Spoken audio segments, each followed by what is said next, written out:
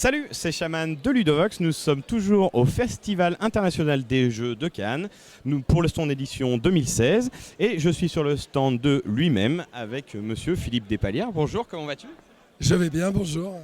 Alors, on n'a jamais eu l'occasion, parce que c'est vrai qu'on est tous jeunes, nous, de faire une petite interview avec toi. Alors, on s'est dit qu'on allait faire une sorte de rétrospective et parler de toi, que tu nous parles de lui-même. Est-ce que tu peux nous dire un petit peu comment tu es arrivé dans ce milieu et comment ça a démarré, toi et les jeux de société? Alors, je vais essayer de faire vite, mais grosso modo, pour résumer, on est à Cannes, c'est le 30e. J'ai fait le 2e. Donc ça fait 28 ans que je fais Cannes, mais ça fait pas 28 ans que je suis éditeur. Je suis auteur de jeux depuis 30 ans et je suis éditeur depuis 16-17 ans. J'ai attendu beaucoup avant d'être éditeur parce que j'ai fait plein d'autres métiers. J'ai eu un magasin, j'ai eu une société d'animation, de création d'événements, etc. Il faut savoir que ça fait pas très longtemps qu'il y a quelques auteurs qui gagnent leur vie et que pendant des années j'étais auteur et il fallait que j'ai un autre boulot. La société d'édition date quand même du siècle dernier puisqu'elle est de 1999. Elle a été faite pour éditer un jeu qui est derrière moi. Peut-être je peux aller vous le chercher. Personne ne le connaît parce que c'est ce qu'on appelle une fausse bonne idée. C'est un jeu livre à découper et à faire un jeu de société. Je croyais être un génie à ce moment-là. Et je me suis dit comme ça on va le vendre en magasin et en boutique spécialisée. Et résultat, ça s'est vendu ni dans l'un ni dans l'autre. C'est pas tout à fait vrai, j'ai réussi à écouler, récupérer mon fric. D'accord. Mais j'allais fermer ma boîte quand l'affaire Loup-Garou est née. Quand l'affaire Loup-Garou de Tierce-Lieu est née. Voilà.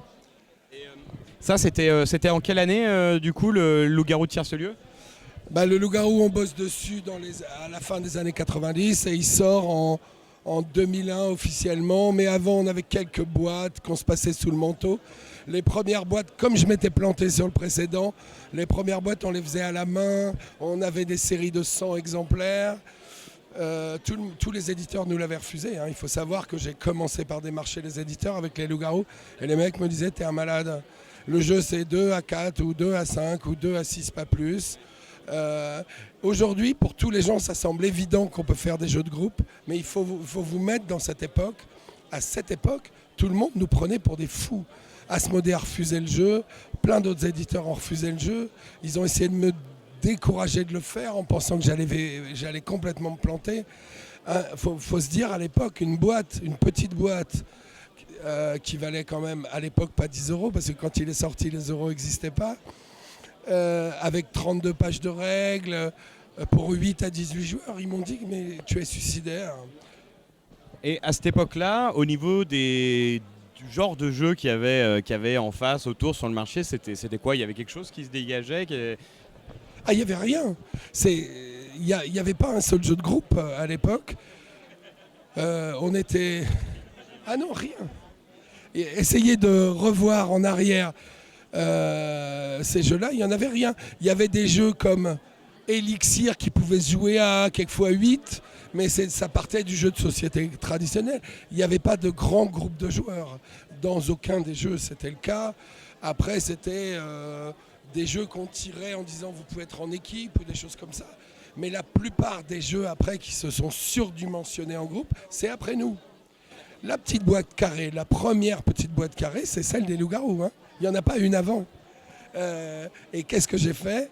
J'ai pris une boîte d'élixir et je l'ai coupée à la scie égoïne en me disant voilà, ça serait bien comme ça.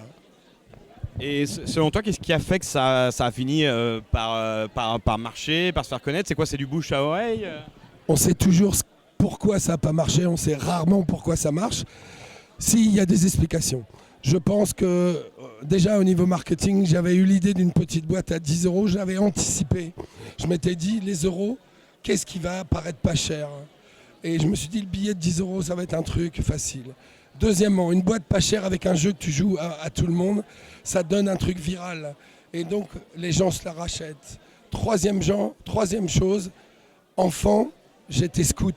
Et les jeux de veillée, c'était vraiment un truc. D'autre part, j'habitais vraiment dans ce petit village de Tierce-Lieu et nous étions vraiment une vingtaine.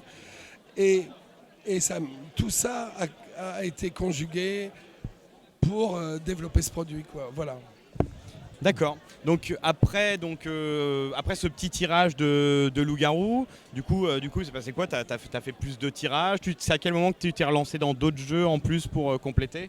Alors, Loup-Garou, ça a commencé tout doucement, hein, puisque on a fait après un vrai tirage professionnel de 3000, puis l'année d'après 10 000, et puis ça a commencé à grimper. Tous les ans, mon distributeur me disait ouais, là ça a monté, mais c'est fini, l'année prochaine tu vas voir, c'est fini. Et Asmodée, il a fallu qu'il attende la 5e année pour être convaincu qu'on tenait quelque chose d'énorme. Et ben, chaque année, encore aujourd'hui, 15 ans après, est plus grosse que l'année précédente. C'est ça qui est un peu dingue. Alors, très vite, on a fait d'autres jeux. Très vite, je me suis cru arriver. Et on s'est planté avec certains jeux parce qu'on croyait que les loups-garous allaient nous ouvrir des portes fabuleuses partout. Et on a fait des jeux qui ont marché, d'autres qui n'ont pas marché. J'ai fait quelques petits jeux qu'on peut retrouver sur le stand. Mais la même année, il y a eu un jeu dont j'étais pas l'éditeur, dont j'étais l'auteur, qui s'appelait La Guerre des Moutons, qui avait encore un loup et qui a été aussi un réel succès parce qu'aujourd'hui, on a vendu 500 000 exemplaires. Tu n'es pas sans savoir que 500 000, c'est déjà un haut score, quoi. Voilà. Donc, si on fait juste un petit peu, alors juste, je vais rester juste rapidement sur le loup-garou. Donc là, maintenant, il y a le pack, là, c'est ce qui va rassembler toutes les extensions. Il y a eu quoi au total comme extension, juste rapidement? Il n'y en a pas tant que ça, hein. Il y en a même plein de gens qui nous ont reproché de ne pas en faire plus. La première, ça a été Nouvelle Lune, dans les années 2005, c'est-à-dire 5 ans après à peu près. On s'est fait engueuler de traîner autant pour faire une extension. Moi, j'étais très fan de garder un jeu très pur. D'ailleurs, aujourd'hui, c'est quand même le jeu de base qui se vend le plus, hein, énormément. Il y a eu une deuxième extension qu'on a appelée Le Village, qui a donné une première grosse boîte. Il y a une troisième extension qui était Personnage. Et du coup, on a arrêté Le Village et on a refait une énorme boîte qui s'appelle Le Pacte et qui a l'ensemble de tout ce qu'il y a depuis le début. On nous demande si on va en refaire, peut-être, mais là, on fait une pause. Je pense qu'il y a déjà beaucoup de choses avec ce jeu. Ok, alors donc du coup il y a eu aussi Skull and Roses, t'as eu un As d'or là-dessus? Ah ouais, ça a été incroyable parce que ça a été une histoire bizarre. C'est Hervé qui avait fait ce jeu. Quand j'ai connu Hervé qui est le co-auteur des Loups-Garous, quand j'ai connu Hervé, il était déjà sur ce projet. Et il a mis 11 ans à le développer. Et quand j'ai vu que c'était bon, je lui ai dit Hervé, il commençait à le montrer à tous les éditeurs. Je lui ai dit Hervé, si tu l'édites avec quelqu'un d'autre, on est fâché à mort. Il m'a dit non, tu plaisantes. Je dis non, avec ma grosse voix, je suis capable. J'ai dit non, je plaisante pas. On l'a fait ensemble, on a décidé à Cannes. Une première édition avec une illustratrice et une deuxième avec notre partenaire Tom Varchex qui a fait exploser tout, ce qui est bien que... Alors le prix à Cannes, on l'a eu, ça fait du bruit parce qu'on a été primé avant que le public le connaisse. Mais je peux vous dire que 5 ans après, on est à plus de 100 000 exemplaires. Donc c'était pas, je pense, un succès usurpé. Et aujourd'hui, en France, Skull progresse tous les ans. Surtout depuis la nouvelle illustration. Les États-Unis sont tombés dedans. L'Angleterre l'adore. Les Allemands n'aiment pas. Mais c'est pas aussi énorme, mais... Vous en entendrez parler, Skull progresse tous les ans dans les boutiques. Ok, alors récemment donc, tu as sorti Mafia de Cuba, il y a l'extension Révolution, et là on a eu une interview aussi qui est une autre vidéo que vous verrez sûrement avec Eric Lang, puisque là carrément tu es allé chercher à l'étranger. Donc est-ce qu'il y a un truc particulier? C'est les jeux plus modernes, avec une autre approche. Est-ce que tu peux nous dire un petit peu comment tu as travaillé sur ça? Alors, d'abord, il faut savoir que lui-même n'édite que très peu de jeux. En une dizaine d'années, en une quinzaine d'années, nous, on a fait 9 jeux. Mais sur ces 9 jeux, on a quand même 4 gros succès. Donc on met très longtemps à développer les jeux et on ne les lâche que quand on est sûr. Mafia, ça fait 4 ans et demi que j'ai le proto. Et c'était pas Mafia, évidemment, c'était autre chose, etc. Et Loïc, ça faisait déjà 4 ans qu'il bossait dessus. Boomerang, on a travaillé 5 ans avant de le sortir. Il y a toujours un énorme temps de travail. Je n'édite que les jeux dont je suis amoureux, à part les miens. Et c'est pour ça que quand des auteurs viennent me voir, je dis ok, mais j'ai une liste d'attente assez longue, c'est des coups de cœur, et de toute façon, moi j'ai la chance énorme, après des années de galère, que les loups-garous me fassent vivre. Donc je ne suis pas stressé ni pressé de sortir un jeu pour faire du fric. Parce que j'ai plus besoin de travailler maintenant, c'est horrible à dire, mais j'ai plus besoin, j'ai pas des gros besoins, et les loups-garous et la guerre des moutons, ça me fait vivre largement. Quand je fais un jeu, c'est pour le plaisir. Si en plus il se vend après, bah, c'est gratifiant, mais c'est pas mon problème. Donc je prends du temps, je développe calmement. Et qu'est-ce qui s'est passé pour Dolores? C'est pas Eric Lang que j'ai rencontré en premier, c'est que tous les ans, je vais au week-end de Bruno Feduti. Un jour, il y a 3 gars qui m'ont vu arriver, qui m'ont dit « Joue à ça, c'est pour toi ». Je me suis assis, c'était pour moi.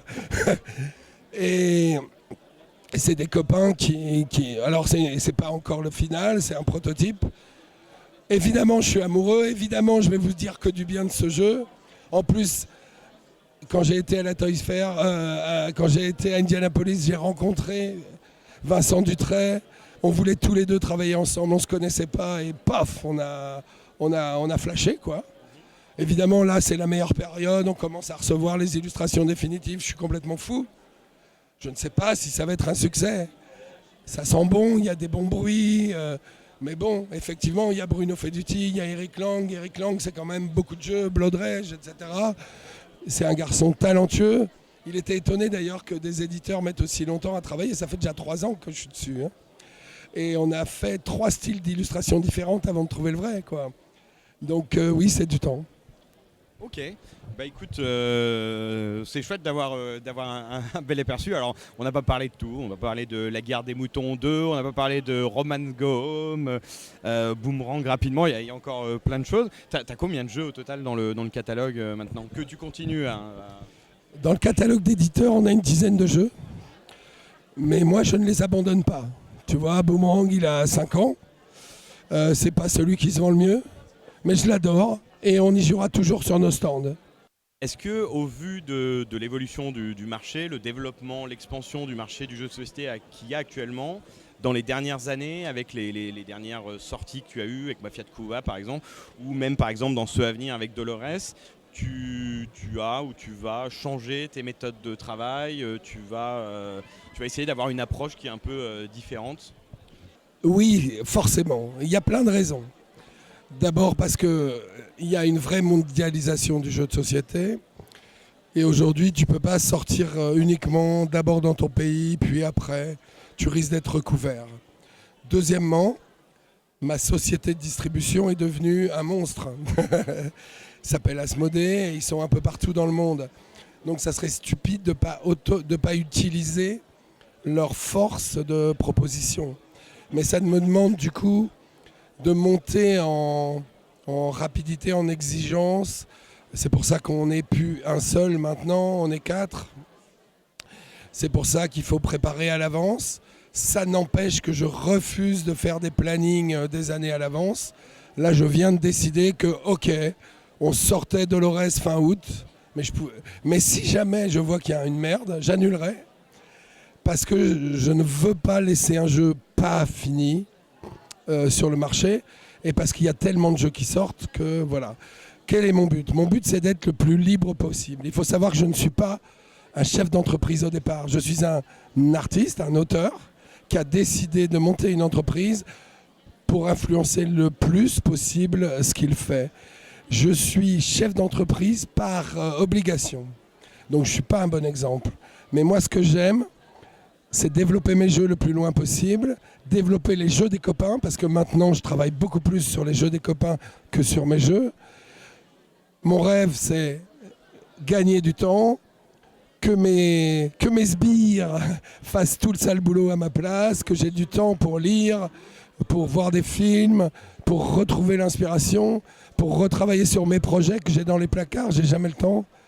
Mais en même temps, c'est génial de travailler sur les projets des autres aussi. Mais je suis un auteur qui n'a pas fait de jeu depuis 10 ans, à part une participation à Mafia. Mais tout le monde sait que je ne suis pas l'auteur de Mafia. Je suis un micro-auteur qui a apporté sa pierre à l'édifice. J'ai envie de retravailler sur un de mes propres projets.